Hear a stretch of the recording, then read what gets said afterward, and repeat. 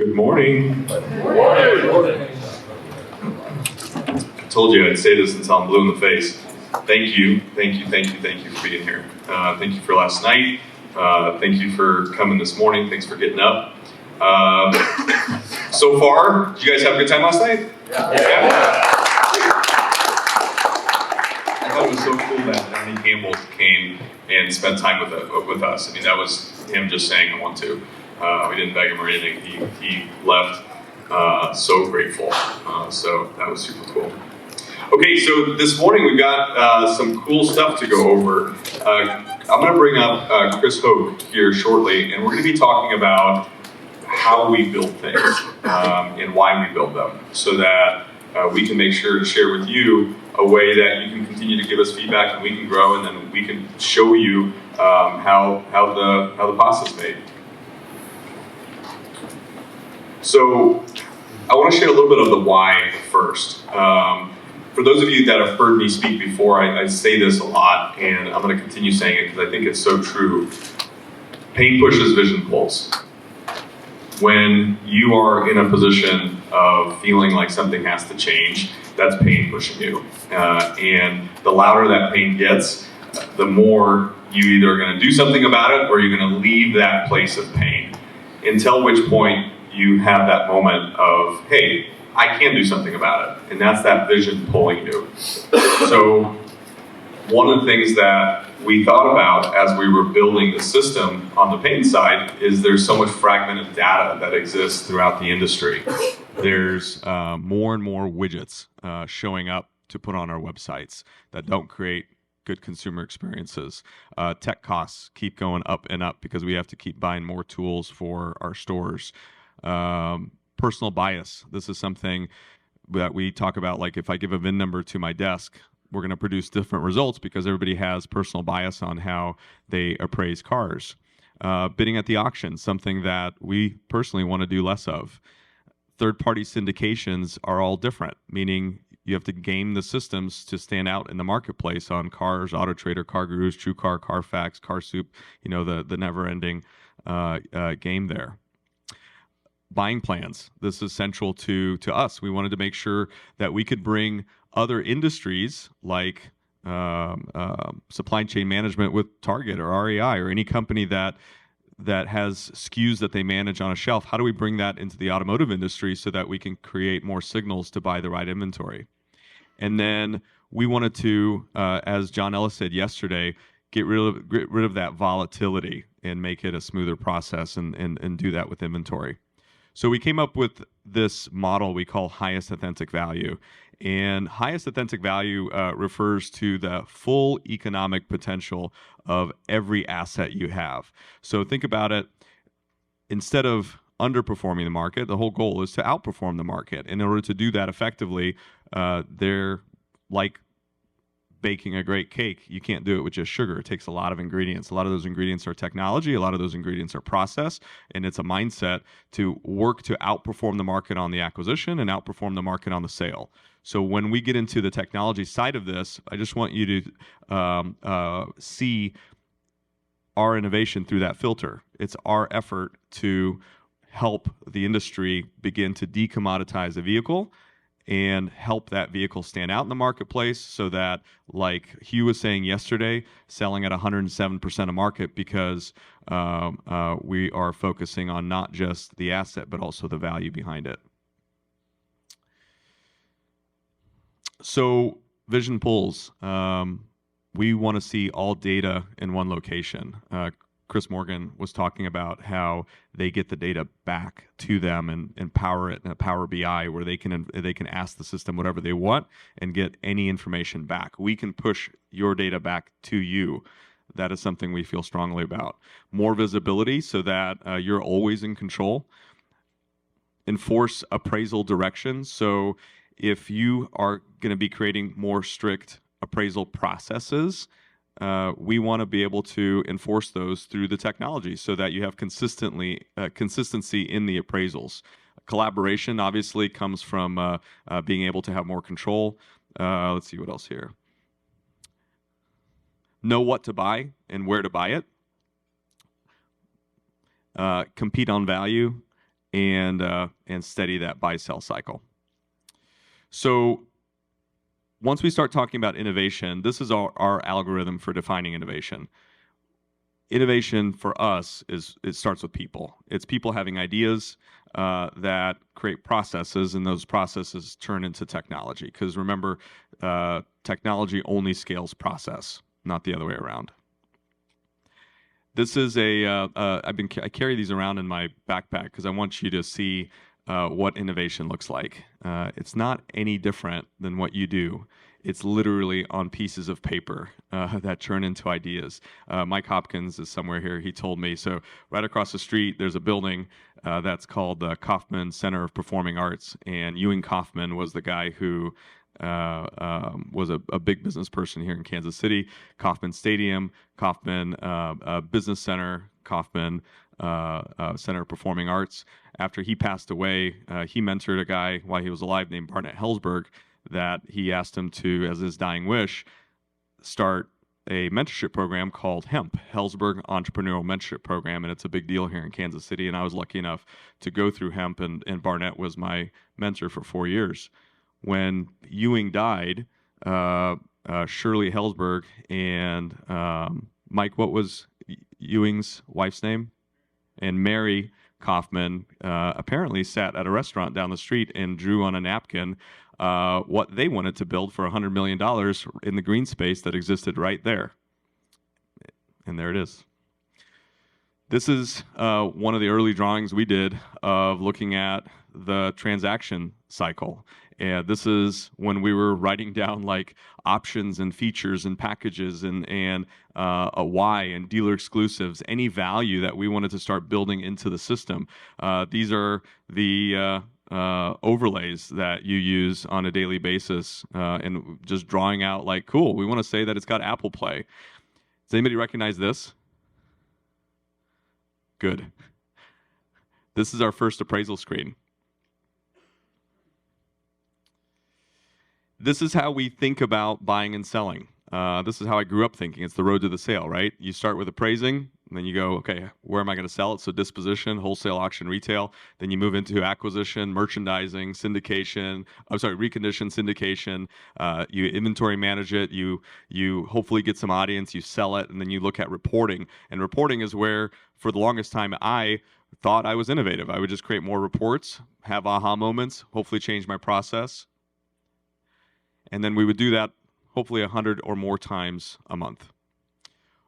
One of the innovative things that we want to think about is how do we take that and turn that into a life cycle so that it's an engine, so that your own store can continue to move. And we call that VLM, or Vehicle Lifecycle Management. And that Vehicle Lifecycle Management process starts with a buying plan. And for those of you that already know this, and what you'll see us continuing to invest in is all these different signals throughout the system on appraisal, what you bought, where it sold, who appraised it, what source or channel it came from, how you performed on it, do you have any in stock, how's the market doing, what are your competitors doing. Those are all signals. So instead of going into a report to search for that and then try to share that across the company, we want to create those signals in the buying plan, and we'll continue to, so that on appraisal, you have live insights that really drive a positive net result. So with that, I'd love to invite Mr. Chris Hoke, if you guys give him a round of applause.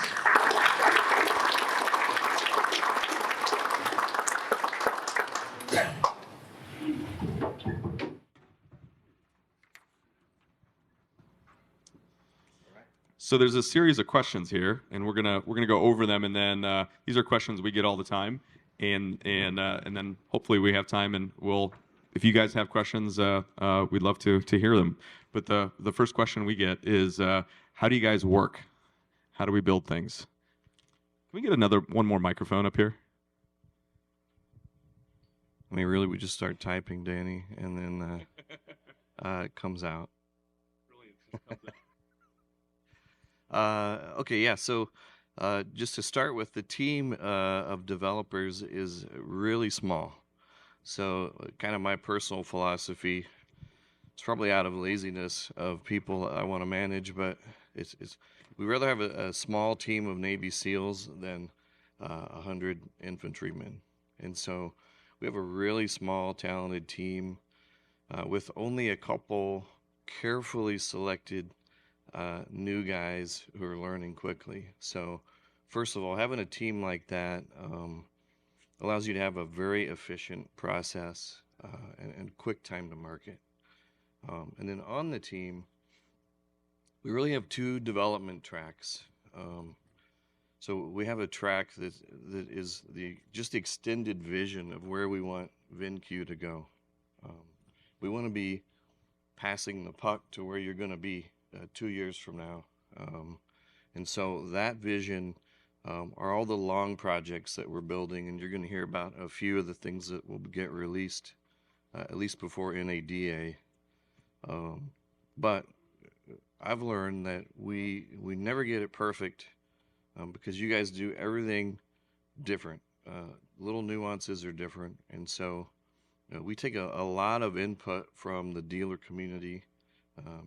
Those of you who showed up here, I'm going to attack you. I usually go visit a dealer about every other month, 2 or 3, and I come back with sheets and sheets of notes of all the little nuances that you guys say. Here's what we love. Here's what I wish you'd do a little better. So the second track on that dev team, without interrupting the resources that are working on the long-term vision, is doing all those little things that you guys say, please perfect this, please make this less clicks, less cumbersome, this piece is slow, whatever it is. And that's constantly going and constantly evolving the product.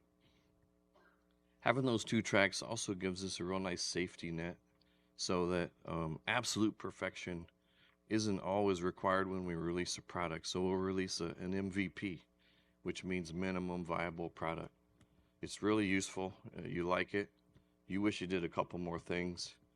Those are the things that I'd rather you guys tell me than me guess.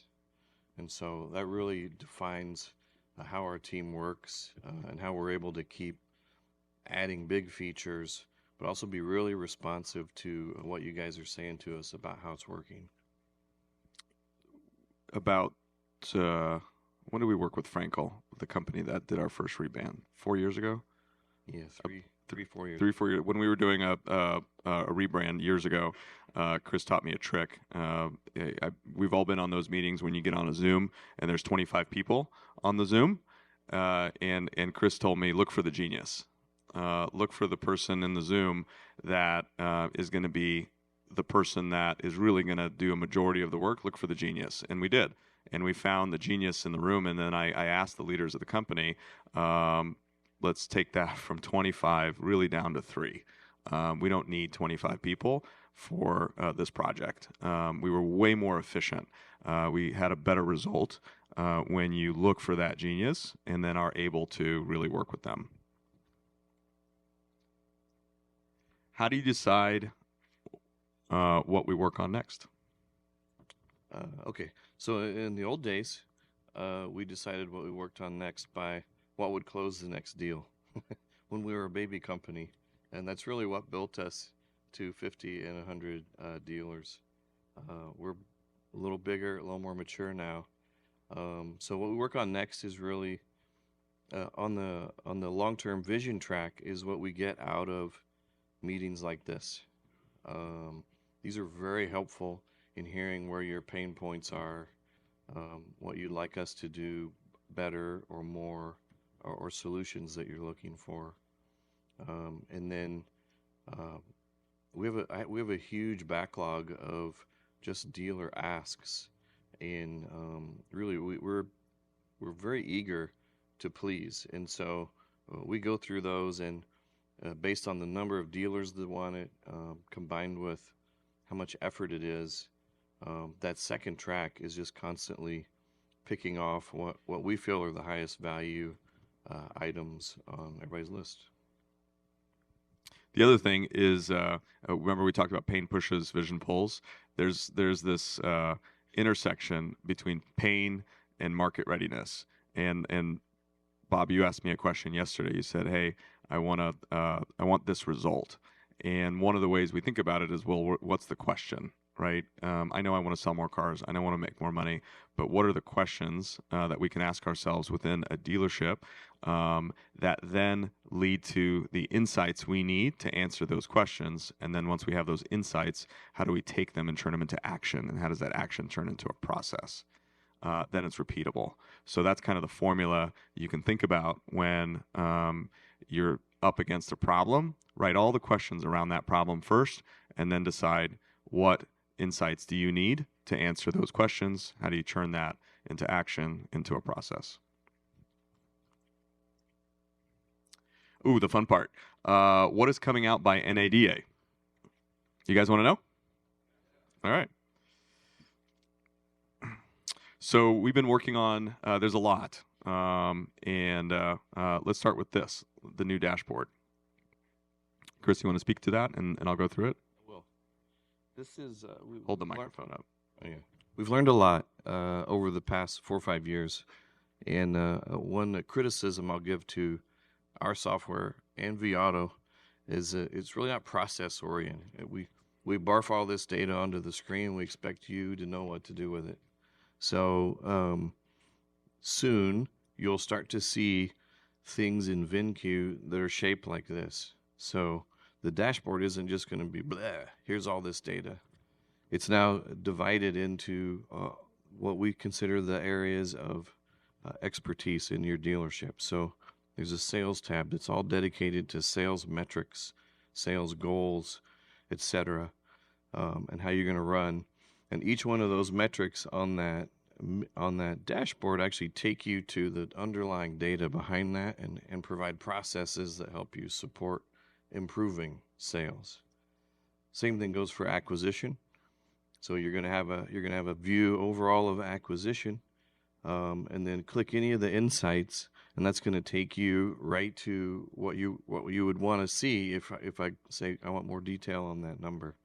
And then we're adding in processes where you can start to assign tasks to people. You can start to have a little bit of accountability on the inventory side, like you do with, say, CRM tasks. And then now you're starting to get a sum zero of what all the work is that you have to do. So we've also got an operations and merchandising, which is just, getting through recon. Is all my PDR done? Whatever it is, that's being watched. Competitive strategy is monitoring how you're competing in your market. There's a couple of new pieces there that I'm excited. Market shift, something we haven't released yet, but I just visited one of the Holman dealers who literally asked me for that. So I'm excited to release that pretty soon too. Anyway, that's the dashboard, new dashboard view. And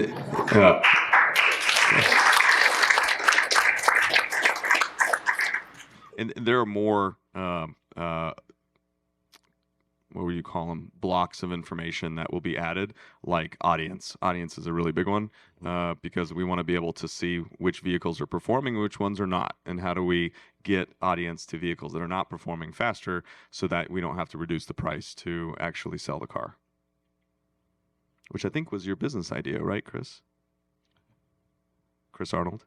Yeah, yesterday's? Absolutely. Okay, VBC Dealer Exchange. Chris, go ahead. Sure. So the Dealer Exchange Network is not a new concept at all. We feel like, though, however, we're in the perfect spot to accommodate that in a whole new way. And so some of that, I think, it'll be hard to explain until you see it.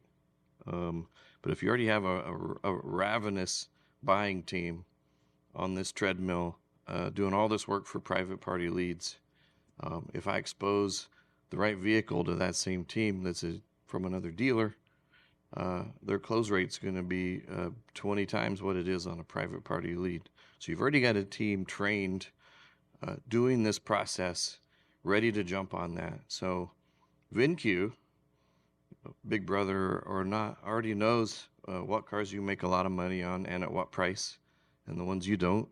It's watching all your appraisal activities. It knows what ACVs you put on your car. So instead of shopping a list of 1,000 cars, VINCUE can much more smartly present cars that we know are a good match in this dealer network to what one guy would sell and another guy would buy. And that's really how the VBC network is going to start out. That's simple. And so within a week or two, we're going to ask a few people to start beta testing that software. But I really think if you've got a VBC team already sitting there, this machine that just knows how to buy, as soon as anybody in the network clicks that they would like to, wholesale or take bids on a car, you're going to get a lot of action, and we're going to start exchanging a lot of cars. So I'm really excited about that feature. Yeah. These are notifications that show up. And it's still central to the buying plan, right? So the buying plan is going to be driving these signals to which cars are available on which lot. And think of it, I grew up with a dad who did old school wholesaling and would come in and make sure to buy everything. This is still old school wholesaling in a new school way with a lot of signals, so that in a social way you can message each other, connect with each other, trade with each other, and really also act as a market extension. Meaning, if you have customers that are there to purchase a car that you don't have and you have a network to go and see if they have it, you have access to extend essentially your market and still get that customer what they need and want. You want me to do this one? You do this one. Okay. So this is ACE. We're excited about this. So ACE stands for Accelerated Customer Experience. And what we are working to do is combine all of these signals and, again, I'm going to call them weapons, so that on an acquisition, when you're buying a car from somebody, from a customer, on trade, if you're working to trade, purchase a vehicle, or if you're looking to sell a vehicle, the system can create an asset that this is what you guys are probably used to seeing. This will still exist, but there's a new asset called VMR, VINCUE Market Report, that is both rules-based as well as can be commanded by you. And I'll explain the difference. Rules-based means if you are trying to buy a car, the system can generate a offer to the consumer online based on the rules you set. If you want to present them an offer to just buy their car, trade a car, or even sell the car, it will always make you look good. So I'll give you some of those like use cases here. So it's created for sales associates, so they can go out, do a trade appraisal, and generate an offer, and it will behave just like you behave and generate an offer based on the rules you set. It's created for sales managers as well, so you'll be able to deploy it from the desk if you're working a deal. And it's also created for customers that can get it online. So an example here is, let me cover this. So again, it's meant for value-based selling, and you'll see in this report how we did that. And again, created for acquiring and then also working a trade. So in the system, this is an example of somebody selling a 2017 Ford Fiesta. In this case, we printed the report to say, hey, we can, again, buy it, trade it, or sell it, and you can make it a range or a single offer. We can show them a draft of the check. We can then bring in supply and demand information. We'll be able to also bring in competitive offers from other third parties. Again, it will always make you look good. Kelley Blue Book, Edmunds, Black Book, and others. It will offer the vehicle history, because remember, that's a value to the customer. They can't get it on their own. They'd have to pay for it. We'll be able to show them what are other dealers offering those vehicles for in the market, but also what are they selling for? Because often when we ask, what do you want for the car? They'll say a number. Why? Because that's what they're listed for. Well, let me show you what they're actually selling for. We'll be able to show average depreciation over a period of time, say 6 months, that your vehicle is dropping by $2,300. So let's talk about what it means if you continue holding on to that asset. We'll be able to do instant CRs. So on trade appraisal, you will be able to do a walk around and identify what's going on with the vehicle. And we'll show you some enhancements where an OBD2 scanner is going to help you with that here soon. And just to go back on that, the what you'll be able to add to it on the sales side is all of your values, so certifications, warranties, reconditioning, anything that you want to add to that ACE report for, again, use of selling the vehicle. That consumer will be able to access it, and or the salesperson or sales manager will be able to deploy it. And everything you're seeing also, again, is MVP, minimally viable product. This is new. This is the beginning. Obviously, we're gonna.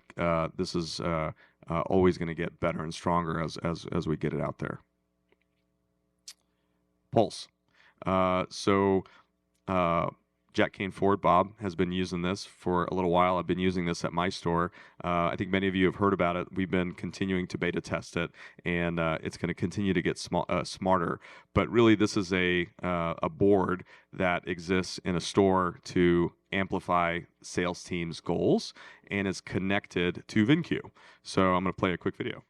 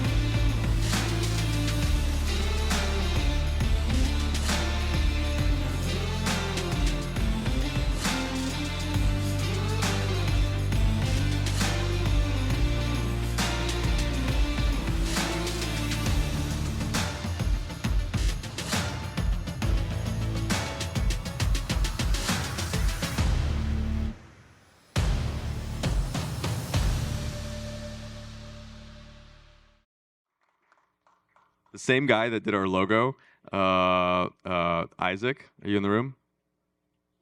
He's right there. He made that video. You cannot have him. Yeah, so as a tech company, we've been beggars for a long time, pounding down the doors of our partners and saying, hey, can we partner with you? Can we integrate with you? And as we continue to earn our way through the space, we're lucky that many of them are starting to come back to us. And so DMSs are one of that. And as we continue to get accounting data and really powerful insights that can bring together these solutions so you don't have to jump system to system, again, that's back to the vision, and Pulse will continue to get smarter. All right. Go for it. OBD2 scanners. So we're about to release Vintel integration, a basic Vintel integration into VINCUE Mobile. We'll follow that with also an integration with Blue Driver, I believe it is. And those are really cool products that we just want to integrate with whoever has the best product in that space.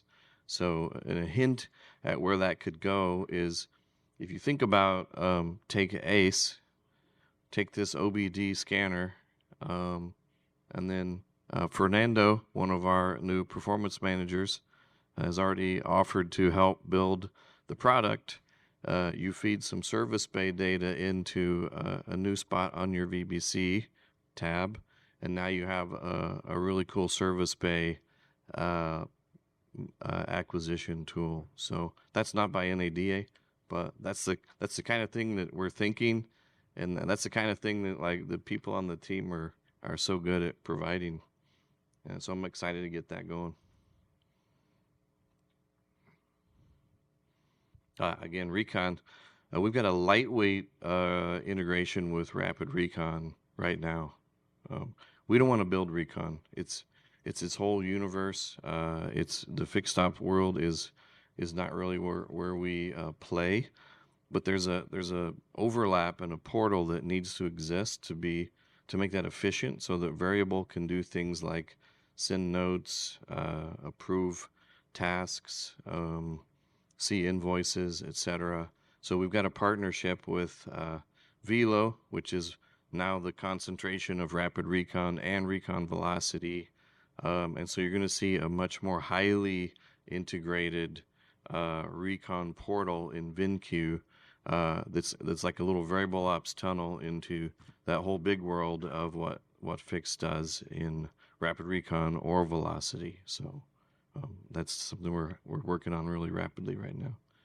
No pun intended. VBC Autopilot. This is a fun feature. I want to get it turned on everywhere as quickly as possible. We're beta testing it.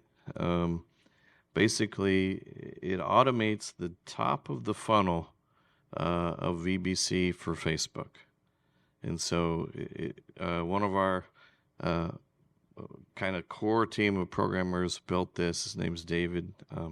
It's really cool to watch it work because you just see it's going to leads on Facebook. It's typing great questions in the Messenger. It's recording it off. It's gathering the data that you need to gather for all these leads, and then it passes it as soon as they ask a question or there's a long enough pause.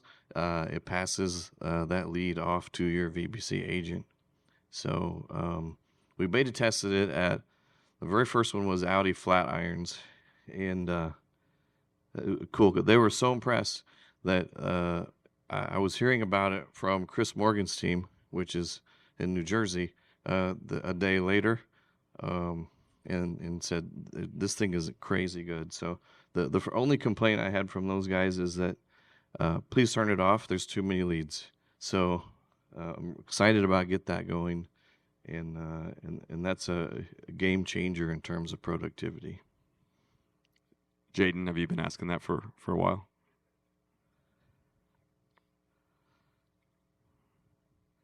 Okay, so enhanced appraisal. Jeff and I are working on this one actually. Our goal with the enhanced appraisal is that thing is turned into an airplane cockpit.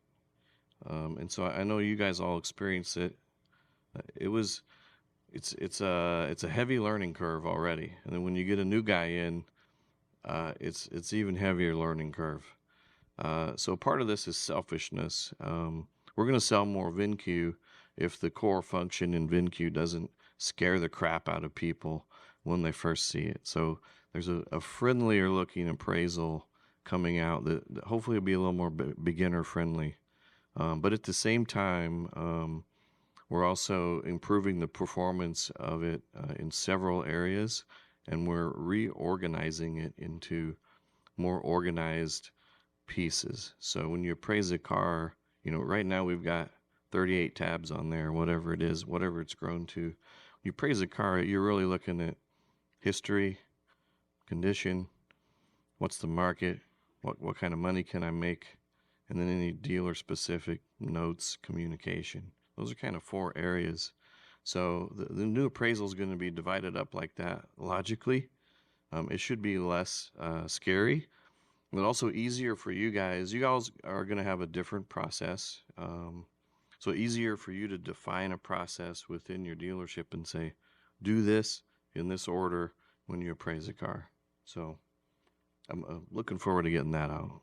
And can I share the whole privilege-based stuff? Yeah. So, one of our visions in this is, have you guys heard, I'm sure you've said it, I've said it 1,000 times, yeah, it's a great system, but I only use 20% of it.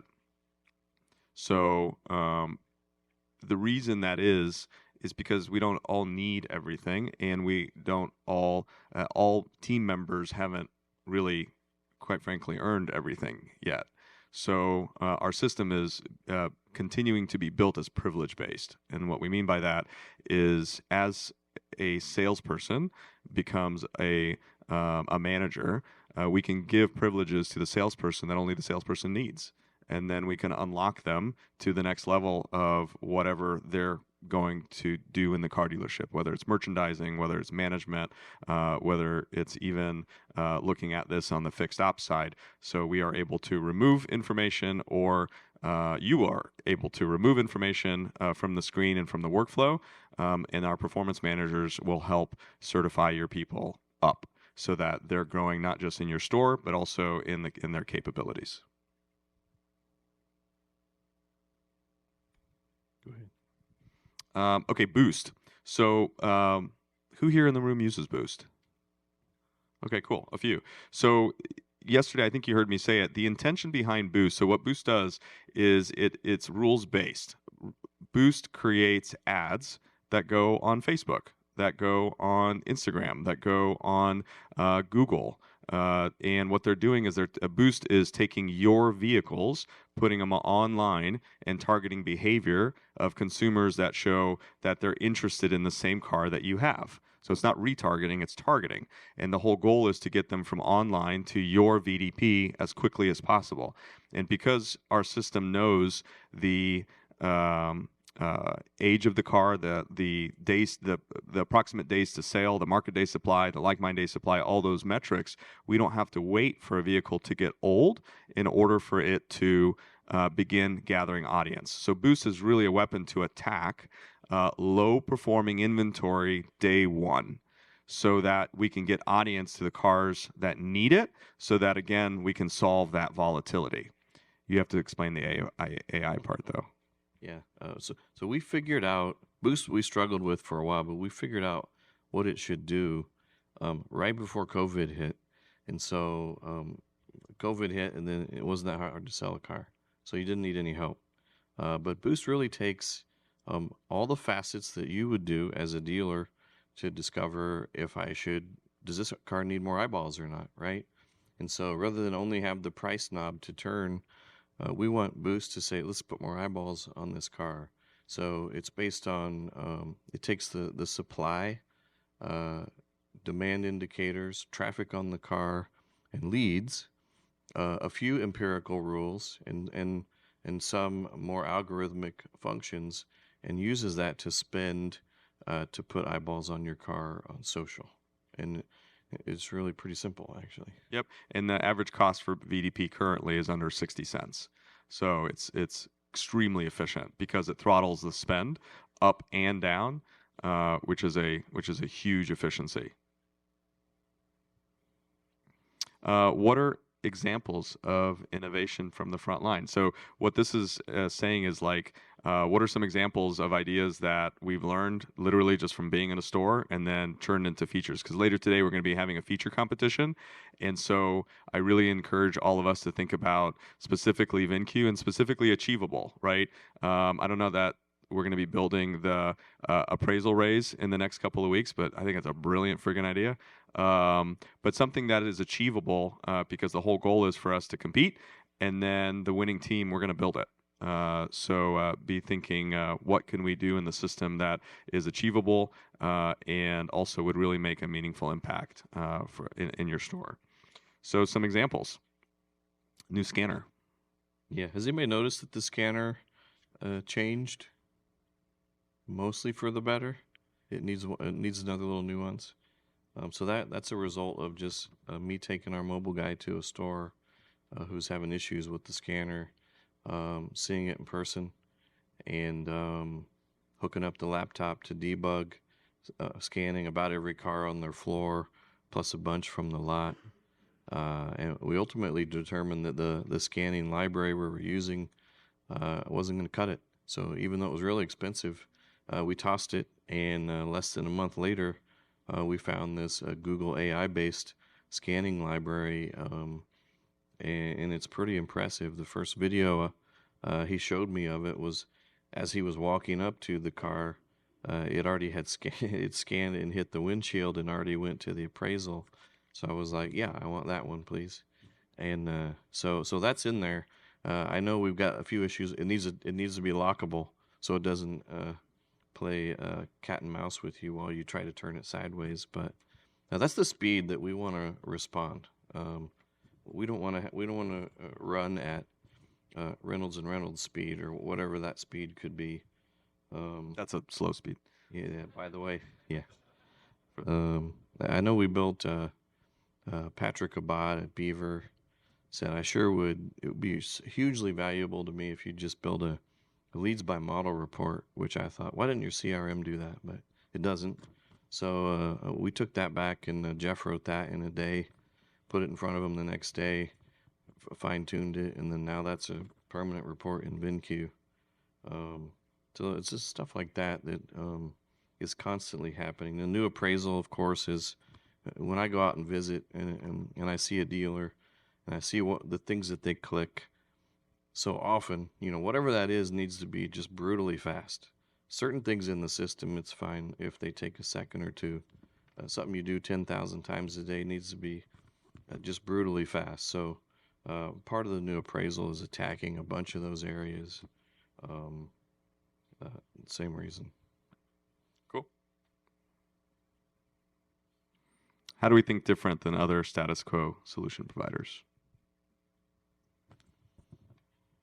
Well, the biggest thing is we're directly connected to the dealers.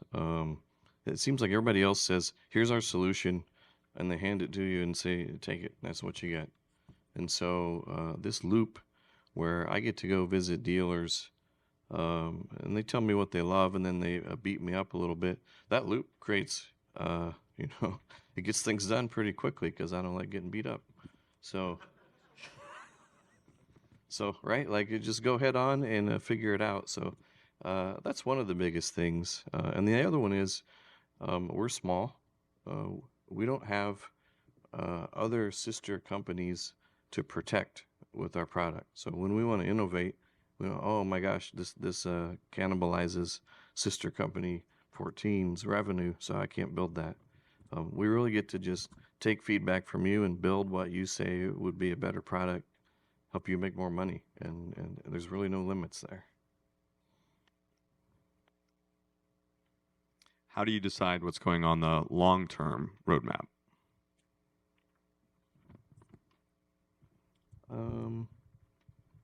So we've had our long-term roadmap has been pretty steady for a while. It's taken a little minor steering here and there, but it's still a dealer input and us trying to pass the puck to where we think you're going to be. And so the dealer network started a couple years ago, maybe about a year ago, when we saw, okay, private party, there's a lot of competition there. We need other ways for dealers to have liquidity and also get inventory. But it's almost entirely driven by dealers and then ideas, for example, from your dealership, which is our Petri dish that has to test every idea. And then being able to react fast enough to where bad ideas get thrown out as quickly as possible.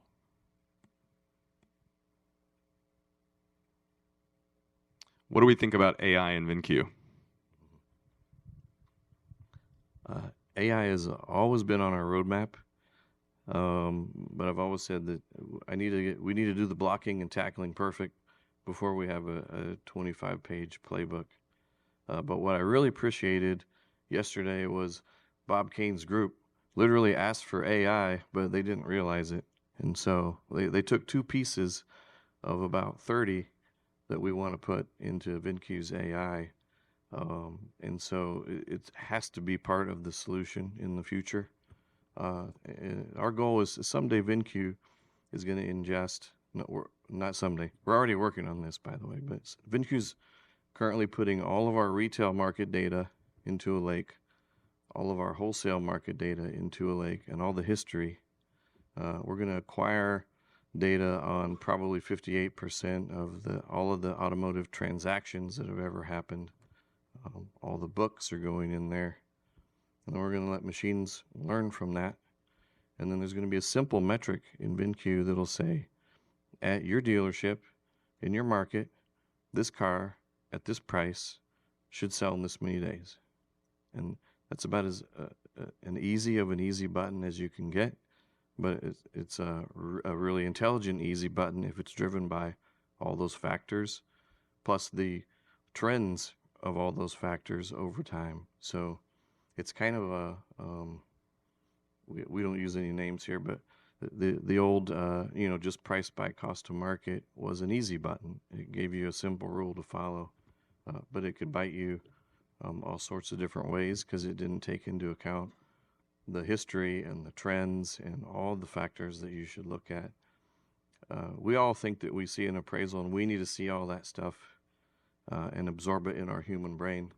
But believe it or not, AI can probably absorb that better and be a nice little co-pilot for you. So that's not coming out tomorrow, but hopefully, maybe a year-ish time frame, you'll start to have this insight from AI saying what it thinks this car would sell for in this number of days at your dealership in this market. And similar to the way Tesla has released self-driving, you're not going to trust it day one. It needs to agree with you a whole bunch of times, and then you're going to say, that thing is really smart, because I'm really smart, and this thing is just as smart. And so AI is, that's just one place AI is going into VINCUE. But I'm looking forward to putting that in there as well. It's a data lake. It's not a real lake. Do you want to share what we learned with AI on the merchandising side? Sure. I mean, there's a lot of hype over ChatGPT and that kind of stuff right now, which what really happened there is the AI became so intelligent that they could actually speak like a human, which is cool. And we want to start using ChatGPT to help fluff up descriptions and put more SEO valued keywords in there. However, our first test with ChatGPT, it lied a lot, and it's based on the internet, unless you feed it different data, and the internet's always right. So we're going to release a description enhancement feature, but we need to put the right guardrails on it so it won't lie, because lies in your description are Expensive. You just can't do that. So anyway, that was our experience with that type of AI so far. Okay, so we got about 10 minutes left. This is the part that we would love, we'd be honored to take any questions.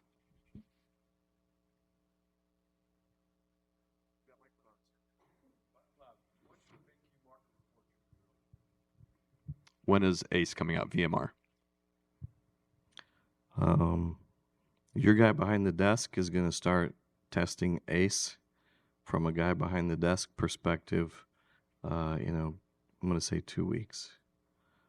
After that, it's going to be based on feedback from Chris. That's his GSM.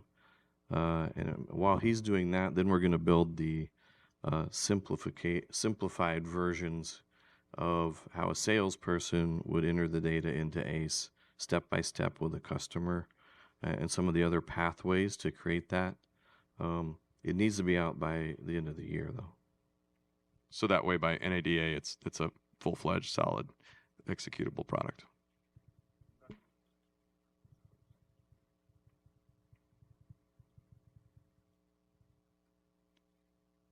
No questions? Okay. All right. Thank you, guys.